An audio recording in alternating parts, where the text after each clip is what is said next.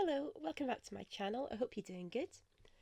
So today I wanted to share another story about life with narcissistic parents that I'm sure a lot of you will be able to relate to.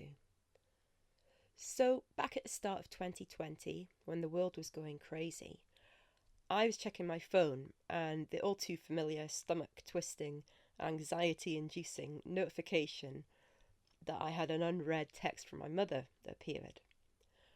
So I open it and I noticed there are photos attached. It's never a good sign when you have a mother with a penchant for sending images of various body parts claiming to be afflicted with fictional ailments. These photos were different though. They were of a building on fire. Very weird, so I read the message. "The farmer's barn is on fire," she declares almost with perverted delight. See, my parents, they live in the countryside, so there's a sheep farm nearby. Like any normal person, I was disgusted by her reaction to probably a devastating event in the life of a man whose livelihood is up in flames. Ever the parentified scapegoat, I wrote back, "Why on earth are you taking photos and sending them to people? Don't you think that's a bit inappropriate?" Remember, this woman claims to be a devout Christian and pillar of the community. A normal Christian would be taking the man in, showering him cups of tea and hugs. "But the local newspaper photographers are there," she exclaims. "That's their job, Mum. They're there because it's their job to report on big events in the area." I told her how when I lived in London, I'd always see these ghoulish individuals taking photos or filming accidents or gang violence, and how it was incredibly gross. And of course, I got a nice dose of silent treatment for that. It's just one of the many, many incidents over the years where both my parents have displayed a tone-deaf, mind-boggling lack of self-awareness and obvious cluelessness as to what constitutes appropriate behaviour for an adult human being. It's almost as if they're aliens or some uncanny valley style facsimile of a person. They look human, but the humanity chip wasn't installed.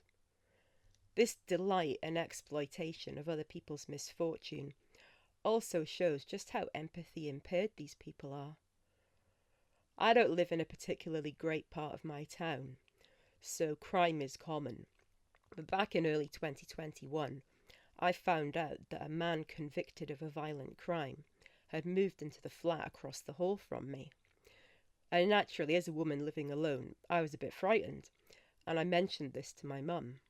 Her response, "Well, just lock your door, it'll be fine, don't be dramatic." Textbook narc response. So fast forward a couple of weeks, and I get a hysterical message from my mother.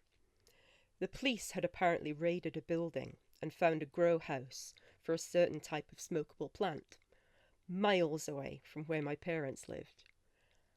And of course, this minor criminal activity involving a couple of harmless local stoner dudes on the other side of town had a direct, devastating impact on my mother, and she was scared. I'm sure you'll understand my reaction to this, but rather than a pointless attempt to point out her hypocrisy and break the news to her that the world does not revolve around her, I just didn't answer. And that was actually the last interaction I had with her. A few days later, my golden child brother, ironically a huge lifelong illicit substance enthusiast, was met with me telling him I couldn't cope with my mother's fake illnesses anymore, which launched the silent treatment that I used to escape. Narc's lack of empathy manifests in so many different ways, not just their abuse of us, and it's for this reason that their mask can often slip in public.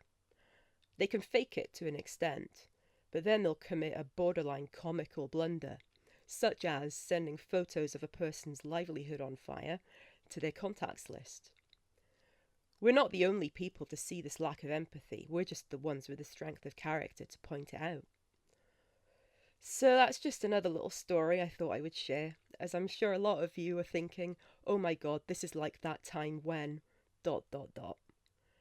See, these are the memories we need to have noted down in our journals as reminders as to why we want out of our toxic family dynamic, or at the very least, grey rock and refuse to entertain such bad behaviour. So, with that, take care of yourself, and I'll see you in the next video. Bye bye.